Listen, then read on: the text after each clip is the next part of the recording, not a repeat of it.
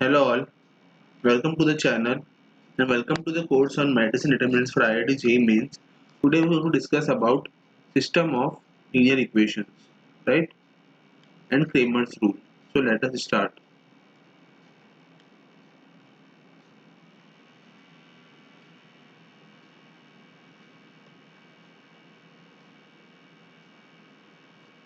So देखो, actual में system होता क्या है? बेसिकली ऐसा सिस्टम जिसमें मैं इक्वेशन को इस फॉर्म में लिखता हूँ a2 x2 plus a3 x3 plus so on an xn equal to b1 a2 x2 sorry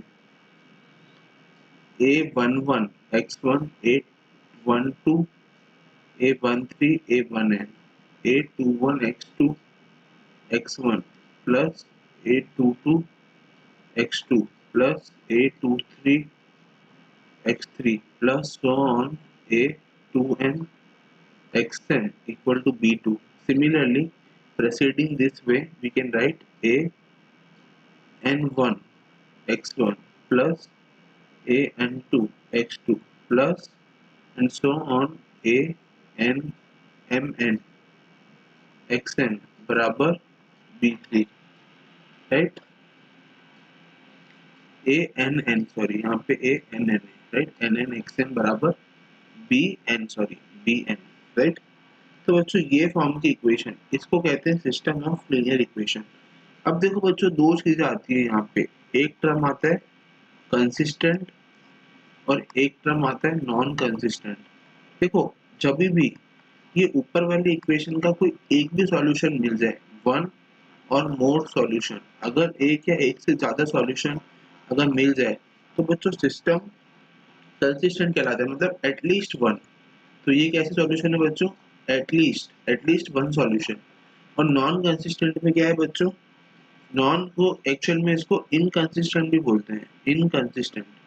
inconsistent में क्या है कि कोई भी सॉल्यूशन नहीं मिले, मतलब इसके अलावा. तो अदर देन कंसिस्टेंट में सॉल्यूशन कैसा होगा बच्चों? इनकंसिस्टेंट होगा, राइट? तो ये था सिस्टम ऑफ लीनियर इक्वेशन का टॉपिक. अब बात कर लेते हैं सॉल्यूशंस की, किस तरीके से सॉल्यूशन होता है. सो देखो, first part,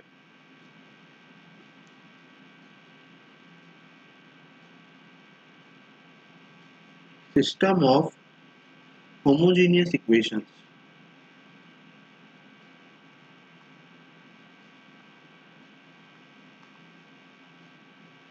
linear basically linear in three variables, right? So देखो इक्वेशन कैसे होगी बच्चों?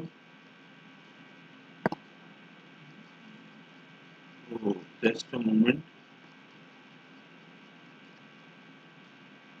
just give me a moment.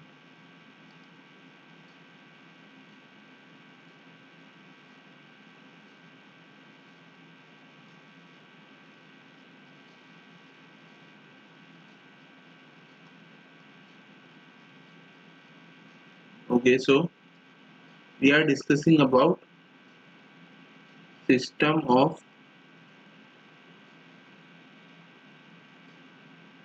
homogeneous equations, right? In three variables.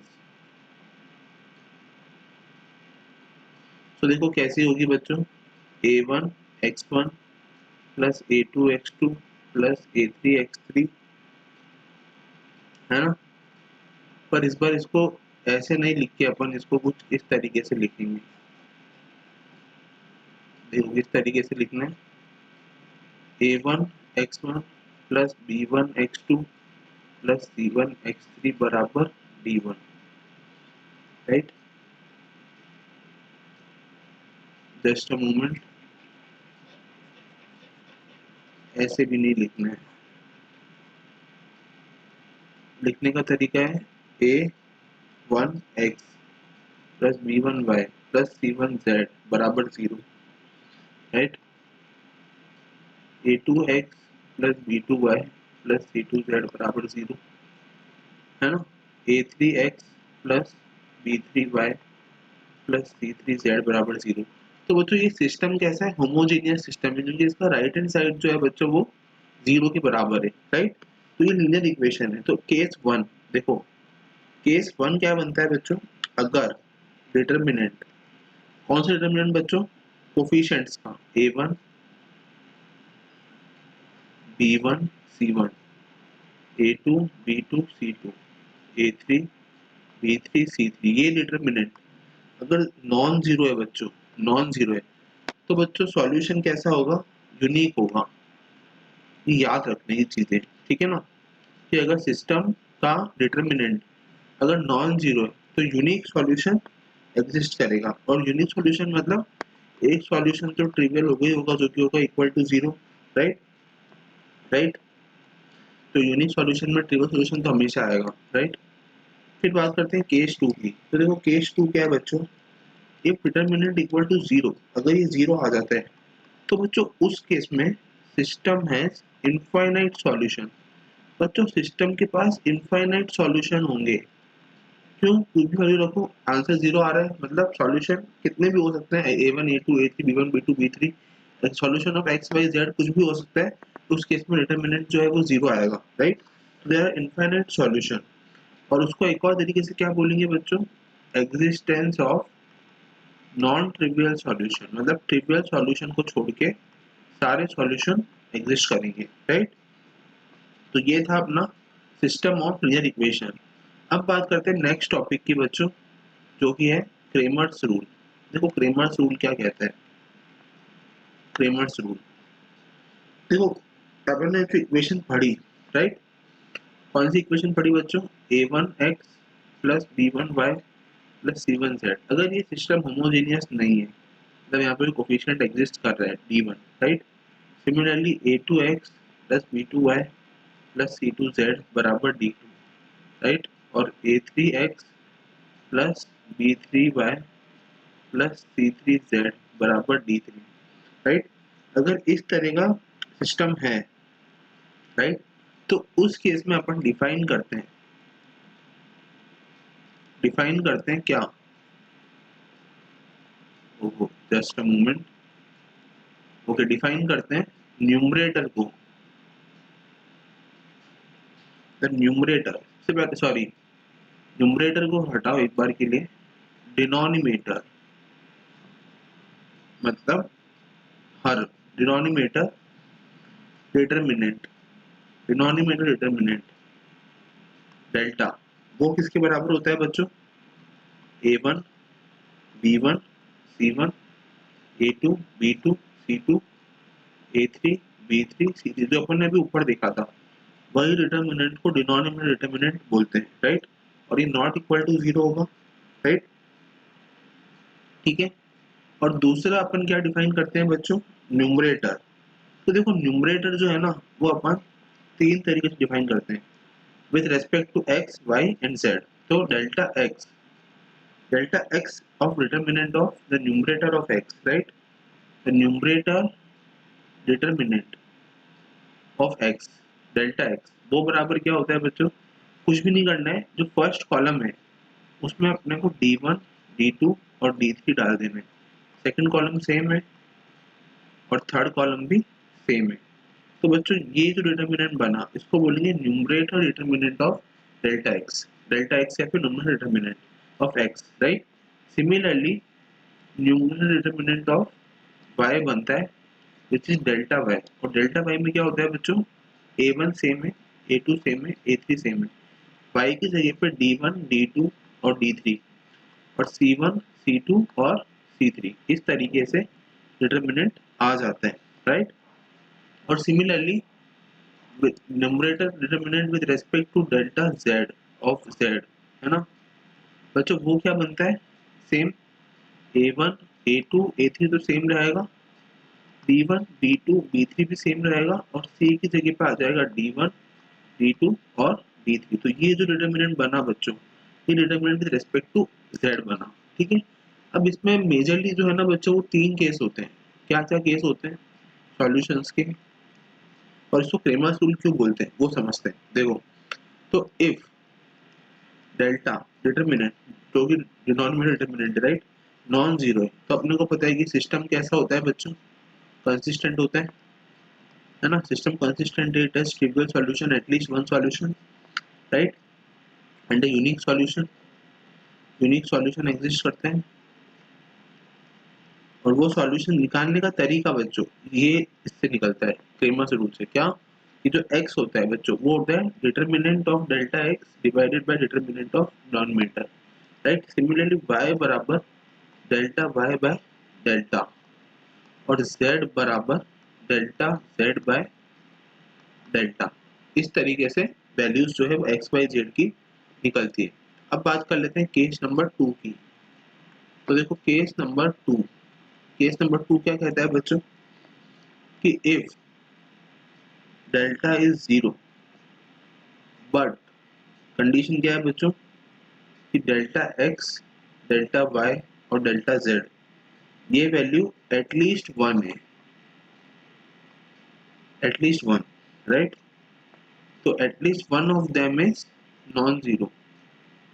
अगर at least one of them is non zero then system is inconsistent. System जो है बच्चों वो inconsistent कहलाता है और इट हैज नो सॉल्यूशन, एक भी सॉल्यूशन एग्जिस्ट नहीं कर रहा है बच्चों। अपन ने ऊपर देखा था सिस्टम ऑफ लीनियर इक्वेशन के केस में कि वैल्यूज जो है वो किस तरीके से डिफाइन होती है राइट, कि यूनिक सॉल्यूशन अगर डेल्टा जीरो आता है तो इनफाइनाइट सॉल्यूशन होते हैं।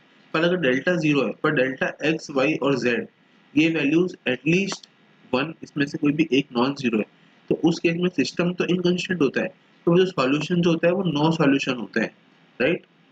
तो ये होता है केस नंबर सेकंड राइट। अब केस नंबर थर्ड क्या है बच्चों, if delta equal to delta X equal to delta Y equal to delta Z और ये तीनों ही सारी वैल्यूज जीरो है तो उस केस में सिस्टम हैज इनफाइनाइट सॉल्यूशन। बच्चों इनफाइनाइट सॉल्यूशन एग्जिस्ट करेंगे या फिर नो सॉल्यूशन एग्जिस्ट करेगा, है ना right.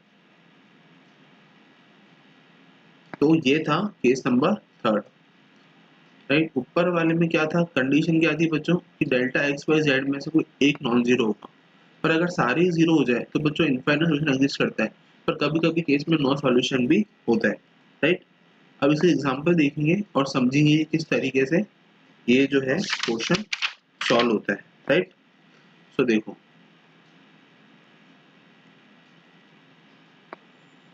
Solve the system, system को सॉल्व करना है। सिस्टम एक्चुअल में है क्या वो देख लो।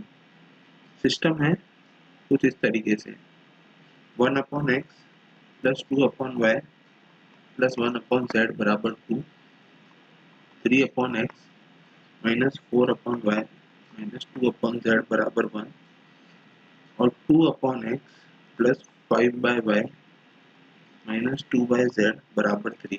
और बच्चों इसको सॉल्व करना है यूजिंग डिटरमिनेंट्स। देखो कुछ भी नहीं करना है इसमें, अपने को करना क्या है सबसे पहले 1/x को u लेट कर लो, 1/y को v लेट कर लो, 1/z को w लेट कर लो। तो बच्चों जो इक्वेशंस है ना वो कुछ इस तरीके से बन जाएगी। क्या बनेगी बच्चों, u plus 2v plus w बराबर 2, 3u minus 4v minus 2w बराबर 1 और 2u plus 5v minus 2w बराबर 3 राइट। ये इक्वेशन बन गई। तो अब ये जब मेरे पास सिस्टम ऑफ लीनियर इक्वेशन आ गई बच्चों राइट, तो मैं इससे क्या निकाल सकता हूँ, determinant of denominator delta which is delta बराबर a1 a2 a3 b1 b2 b3 और c1 c2 c3। तो देखो 1 3 2 2 माइनस 4 5 1 माइनस 2 माइनस 2 राइट। इस तरीके से डिटरमिनेंट जो है वो निकल गया। तो बच्चों ये वाली वैल्यू जब सॉल्व करेंगे ना बच्चों, सॉल्व करने का तरीका क्या है, अपन ने सीखा था, क्या सीखा था बच्चों, 1 into 8 8 plus 10 minus 2 into minus 6 minus 4 which is minus 10 right. Plus 1 into 15 plus 8, right. अब जोड़ लो इसको, तो ये कितना आएगा बच्चों, 18 प्लस 20 प्लस 23,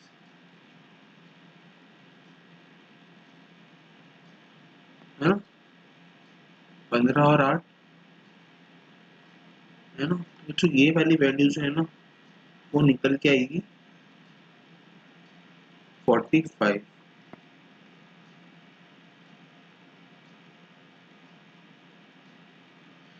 ओके, सो ये वाली वैल्यू आ गई।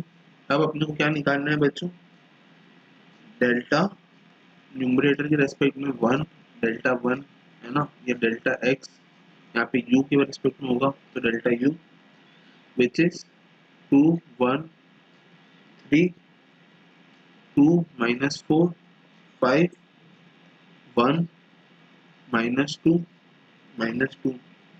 बच्चों ये वाली वैल्यू भी जब सॉल्व करेंगे ना तो 45 आएगी, ठीक है। और इसी तरीके से डेल्टा 2 या फिर डेल्टा v, ये वाली वैल्यू बच्चों क्या आएगी, 2 1 सॉरी 1 3 2 2 1 3 1 माइनस 2 माइनस 2। बच्चों ये वाली वैल्यू जब सॉल्व करेंगे तो 15 आएगी, ठीक है। और सिमिलरली डेल्टा 3 या फिर डेल्टा w, ये वाली वैल्यू बच्चों क्या आएगी, ये वाली वैल्यू आएगी 1 3 2 2 माइनस 4 5, ठीक है, और 2 1 3, राइट। और इसको वैल्यू 15 आएगी। अब सिंपल है, अपने को निकालना है u, ठीक है ना, u बराबर delta delta u by delta which is 45 by 45 which is 1, ठीक है। v बराबर delta v by delta which is 15 by 45 which is 1 by 3, right. And w which is delta w by delta which is what 15 by 45 which is again 1 by 3, right। तो इस तरीके से system of linear equation बच्चों क्या थी, x बराबर 1 bye ये था v, राइट। तो मतलब x की वैल्यू कितनी हो गई बच्चों 3, सिमिलरली y की वैल्यू सॉरी x की वैल्यू 1 है, y की वैल्यू 3 और z की वैल्यू भी 3, राइट। इस तरीके से जो वैल्यूज है बच्चों वो निकल गई यूजिंग क्रेमर्स टूल, राइट। सो ये था अपना मैट्रिक्स डिटरमिनेंट का होल चैप्टर। अपन ने इसमें कवर करा सिस्टम ऑफ लीनियर इक्वेशन से लेकर क्रेमर्स रूल तक, और फिर समझा कि किस तरीके से जो है वैल्यूज को निकाला जाता है using numerator concept of determinant and denominator concept of determinant, right. और उसको अपन ने सीखा किस तरीके से विद एन एग्जांपल सॉल्व करते हैं। So thank you so much and keep subscribing and keep watching maths and IT Pathshala. Thank you.